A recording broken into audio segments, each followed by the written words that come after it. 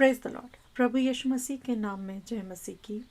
आज मौसम बहुत अच्छा है, बाहर बारिश हो रही है।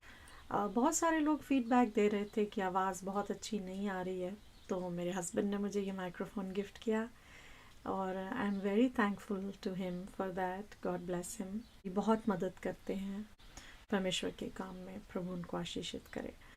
आइए आज हम जो वचन देखेंगे वो है पुराने नियम में दूसरा राजाओं की किताब में से 18 और 19 चैप्टर।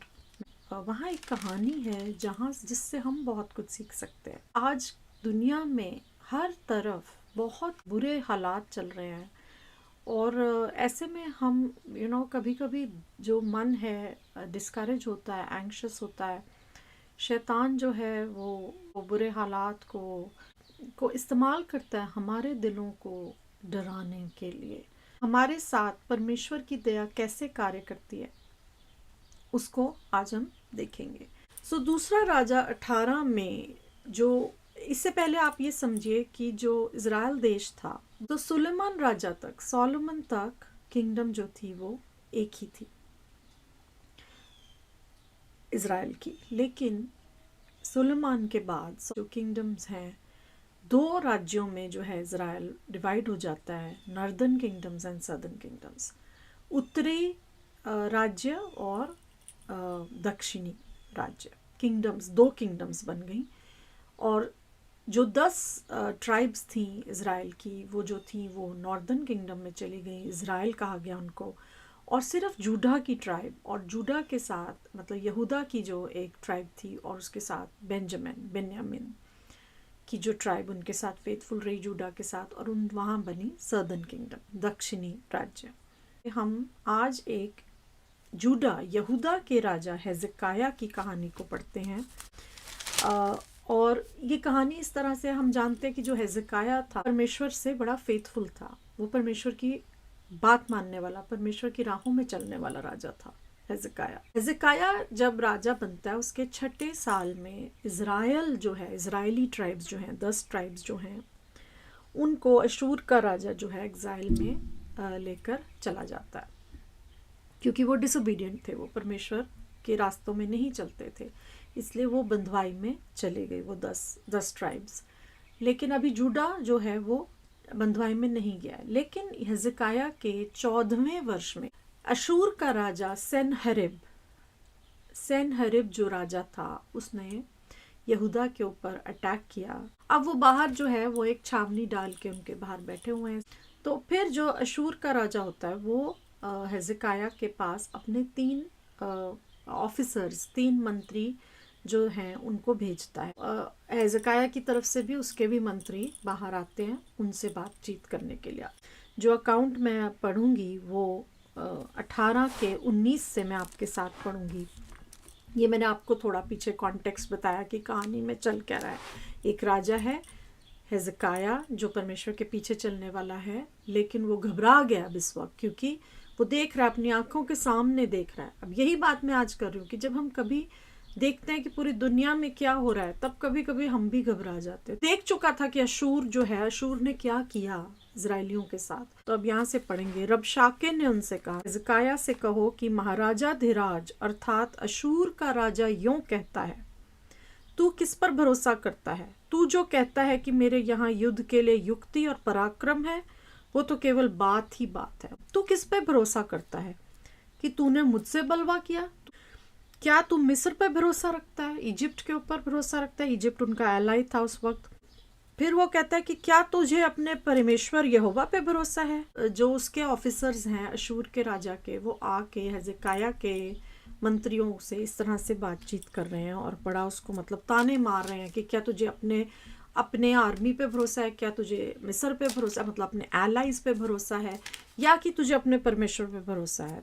तब हिल्किय्याह के पुत्र एलियाकीम और शेबना और योहा ने रबशाके से कहा, मतलब फील्ड कमांडर से कहा, सीरिया के फील्ड कमांडर से, अपने दासों से अरामी भाषा में बात कर, एरेमिक में बात कर, क्योंकि हम उसे समझते हैं, और हम में से यहूदी भाषा में शहर पनाह पर बैठे हुए लोगों के सुनते बातें ना कर। तो क्या हुआ कि जब वो उनसे बात कर रहे, ओपन में बात कर रहे हैं और जो आम लोग हैं, जो जो यहूदी बोलते थे, हिब्रू बोलते थे, वो वहाँ पे बहुत सारे लोग जमा हुए हैं। तो ये जो ऑफिसर्स हैं ये उनको कहते हैं कि प्लीज़ हमसे ना अरेमिक में बात करो। जो लोग सुन रहे हैं उनके दिलों में जो उनके डिस्करेजमेंट और वो फियर और वो भय ना आ जाए उनके मन में, इसलिए बोलते हैं कि वो भाषा में मत बात करो जो लोगों को समझ आती है। पर वो नहीं मानते। गोल ही है कि उनके अंदर भय को भरना, उनको पूरी तरीके से उनकी स्पिरिट को तोड़ देना इस तरह की बातें करके। तो इसलिए वो दे कंटिन्यू इन हिब्रू। तब रबशाके ने खड़े हो यहूदी भाषा में ऊंचे शब्द से कहा, महाराजा धीराज अर्थात अशूर के राजा की बात सुनो। राजा यूं कहता है, हेzekiah तुमको धोखा देने ना पाए, क्योंकि वो तुम्हें मेरे हाथ से नहीं बचा सकेगा, और वह तुमसे ये कहकर यहोवा पर भरोसा कराने ना पाए कि यहोवा निश्चय हमको बचाएगा और यह नगर अशूर के राजा के वश में ना पड़ेगा। हेzekiah की मत सुनो। अशूर का राजा कहता है कि भेंट भेजकर मुझे प्रसन्न करो, मेरे पास निकल आओ, और प्रत्येक अपनी अपनी दाख लता और अंजीर के वृक्ष के फल खाता और अपने अपने कुंड का पानी पीता रहेगा। बोल रहे हैं कि सरेंडर कर दो, हेzekiah की बातों में मत आओ, रिवोल्ट मत करो, सरेंडर कर दो, सबमिट टू मी, ताकि तुम सब आराम से पीसफुली रह सको। नेगेटिव सिचुएशंस हमारी लाइफ में, हमारे आसपास बैड न्यूज़, ये सब हमसे दे स्पीक टू अस, ये चीज़ें हमसे बात करती हैं। जब हम कुछ बुरा सुनते हैं, बुरा समाचार सुनते हैं, या किसी और के साथ कुछ नेगेटिव होता देखते हैं, तब वो सिचुएशन, वो न्यूज़ हमसे कुछ कहती है हमारे दिमाग में। मत लड़ो, अलग होने की कोशिश मत करो, परमेश्वर के पीछे चलने, ये मत सोचो कि तुम्हारा परमेश्वर तुम्हें बचा लेगा। सब में रल मिल जाओ, जो दुनिया गलत कर रही है उसके साथ धारा के साथ बहो, ताकि तुम्हारी जिंदगी आसान हो। मैसेज यही था। वो उनकी स्पिरिट ब्रेक कर रहा है, उनको डरा रहा है और उनको कह रहा है सरेंडर कर दो ताकि तुम पीसफुली रह सको। बहुत बार हमारे दिमागों में भी ऐसा ख्याल आता है कि शैतान हमसे कहता है, क्या मिल रहा है तुम्हें, धार्मिकता में तुमको क्या मिल रहा है, जैसे दुनिया चल रही तुम भी चलो, मैं तुम्हें सब कुछ दे दूंगा। तब मैं आकर तुमको ऐसे देश में ले जाऊंगा जो तुम्हारे देश के समान अनाज और नए दाख मधु का देश, रोटी और दाख की बारियों का देश, जलपाइयों और मधु का देश है। वहां तुम मरोगे नहीं, जीवित रहोगे। इससे पहले जो राजा था वो इजराइल को ले गया था 8 साल पहले बंधुआई में। अब ये दूसरा जो सेनाकरीब नया राजा है, ये बोल रहा है कि मैं तुमको ले जाऊंगा। बेसिकली उनको बंधक ही बनाने वाला है वो, बट वो उनको लालच दे रहा है कि वहां पे तुम खुश रहोगे, जीवित रहोगे। जब हेzekiah ये कहकर तुमको बहकाए कि यहोवा हमको बचाएगा, तब उसकी ना सुनना। क्या और जातियों के देवताओं ने अपने अपने देश को अशूर के राजा के हाथ से कभी बचाया है? जैसा बाकियों के साथ हुआ वैसा ही तुम्हारे साथ भी होगा फिर, अगर तुम मेरी बात नहीं मानोगे। देश देश के सब देवताओं में से ऐसा कौन है जिसने अपने देश को मेरे हाथ से बचाया हो? फिर क्या यहोवा यरूशलेम को मेरे हाथ से बचाएगा? परंतु सब लोग चुप रहे और उसके उत्तर में एक बात भी ना कही, क्योंकि राजा की ऐसी ही आज्ञा थी कि उसको उत्तर नहीं देना। तब वो चले जाते और फिर जो हेzekiah के मंत्री होते हैं वो रोते बिलखते हेzekiah के पास डर से भरे हुए आ जाते हैं। तब हेzekiah भी डर जाता है और फिर वो यशायाह भविष्यवक्ता के पास सलाह लेने के लिए अपने मंत्रियों को भेजता है। तब यशायाह ने उनसे कहा, अपने स्वामी से कहो, यहोवा यूं कहता है कि जो वचन तूने सुने हैं, जिनके द्वारा अशूर के राजा के जनों ने मेरी निंदा की है, उनके कारण मत डर। लेकिन फिर अशूर का जो राजा है वो फिर धमकाता है, कहता है, तुम यहूदा के राजा हेzekiah से यूं कहना, तेरा परमेश्वर जिसका तू भरोसा करता है ये कहकर तुझे धोखा ना देने पाए कि यरूशलेम अशूर के राजा के वश में ना पड़ेगा। सो बेसिकली वो बार बार उनको थ्रेटन कर रहा है और उनको कह रहा है कि तुम अपने पर, अपने एलाइज पर या अपने परमेश्वर पर भरोसा मत करो, क्योंकि तुम्हें कोई भी मेरे हाथ से नहीं बचा सकता। देखो तुम्हारे आसपास क्या हो रहा है, कोई राज्य बचा मुझसे। सो एक तरह से उनके अंदर फियर इंस्टिल कर रहा है, डरा रहा है उनको, ठीक है। और फिर से अब इस बार जब वो मैसेज देता है, वो एक लेटर भेजता है। वो लेटर जो है, वो पत्र हेzekiah को जब मिलता है तो हेzekiah जाके परमेश्वर के भवन में जाके उस लेटर को, उस पत्री को रख दिया, उसने परमेश्वर के सामने फैला दिया। और तब उसने परमेश्वर से प्रार्थना की, हे इज़राइल के परमेश्वर यहोवा, हे करूबों पर विराजने वाले, पृथ्वी के सब राज्यों के ऊपर केवल तू ही परमेश्वर है। आकाश और पृथ्वी को तूने ही बनाया है। हे यहोवा, कान लगाकर सुन। हे यहोवा, आंख खोल कर देख और सेनारिब के वचनों को सुन ले, जो उसने जीवित परमेश्वर की निंदा करने को कहला भेजे हैं। हे यहोवा, सच तो है कि अशूर के राजाओं ने जातियों को और उनके देशों को उजाड़ डाला है। सच तो है, झूठ नहीं बोल रहा था वो उनसे। दे वर स्टेटिंग फैक्ट्स। तो जब आप न्यूज़ में खराब इंसिडेंट सुनते हैं, अपने आसपास ये हो रहा है वो हो रहा है, वो सच होता है। बुरी न्यूज़ आपसे बात करती है, खराब हालात आपसे बात करते हैं, शैतान उनके द्वारा आपसे बात करता है, तो वो सच तो होती है वो सिचुएशंस, लेकिन उसमें एक झूठ होता है। झूठ पता क्या होता है? कि आपका परमेश्वर, मेरा परमेश्वर हमें उसमें से नहीं बचा सकता या हमें डिलीवर नहीं करेगा उस सिचुएशन से। हम इसी कहानी में आगे देखते हैं, वो कहता है कि हे परमेश्वर, तू हमें उसके हाथ से बचा ले। तो हिजकिय्याह जो है परमेश्वर के मंदिर में जाके वो पत्री रख के प्रार्थना करता है। शायद भविष्यवक्ता कहता है, यहोवा अशूर के राजा के विषय में यूं कहता है कि वो इस नगर में प्रवेश करने वरन इस पर एक तीर भी मारने नहीं पाएगा। ये शायद कहता है, और ना वो ढाल लेकर इसके सामने आने या इसके विरुद्ध दमदमा बनाने पाएगा। जिस मार्ग से आया है उसी से लौट जाएगा और इस नगर में प्रवेश ना करने पाएगा। यहोवा की यही वाणी है, और मैं अपने निमित्त और अपने दास दाऊद के निमित्त इस नगर की रक्षा करके इसे बचाऊंगा। पर उसी रात में क्या हुआ कि यहोवा के दूत से ने निकलकर अशूरियों की छावनी में 1,85,000 पुरुषों को मार दिया। और भोर को जब लोग उठे तब देखा कि शव ही शव पड़े हैं। तब अशूर का राजा सेनारिब चल दिया और लौट कर नीनवे में रहने लगा। वहां वे अपने देवता निस्रोक के मंदिर में दंडवत कर रहा था कि अदम्मेलेक और सरेसेर ने उसको तलवार से मारा और अरारत देश में भाग गए। हालेलुया! कितना बड़ा संकट उनके ऊपर था।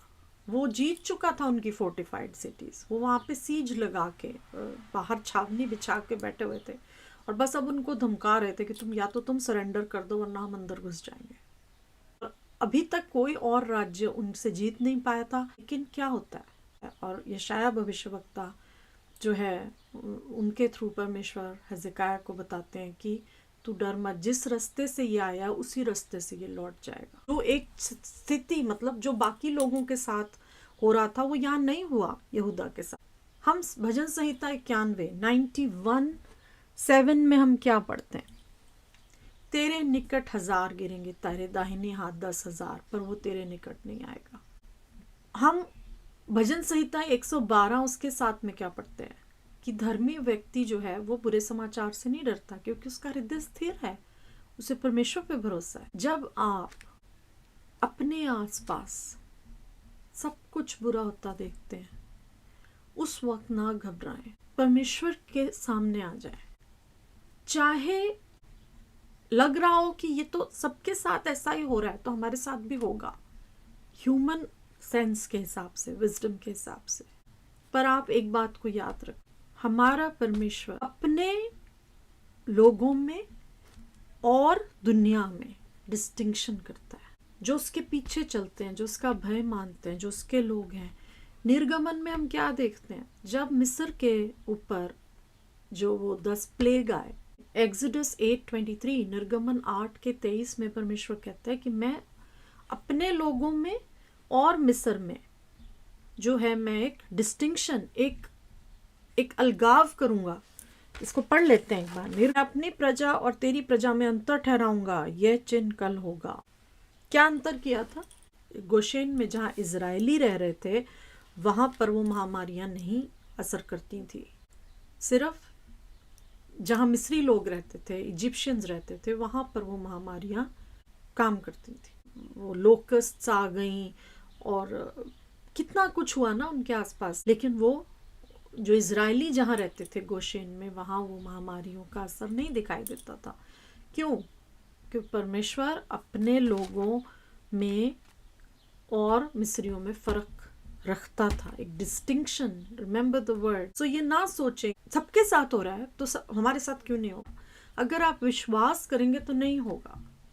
सो जब आप अपने आसपास सब कुछ बुरा घटते हुए देखें, कंफ्यूजन, फियर, बैड न्यूज़, उस वक्त याद रखें कि आपका परमेश्वर, मेरा परमेश्वर अपने लोगों के लिए, अपने भय मानने वालों के लिए, अपने पीछे चलने वालों के लिए जो है वो उन अंतर ठहरा देगा बाकी दुनिया में और अपने ना भय मानने वालों। हमारे निकट 1000, हमारे दाहिने हाथ 10,000 गिरेंगे, पर वो हमारे निकट, वो संकट, वो महामारी, वो परेशानी, वो हमारे पास नहीं आएगी।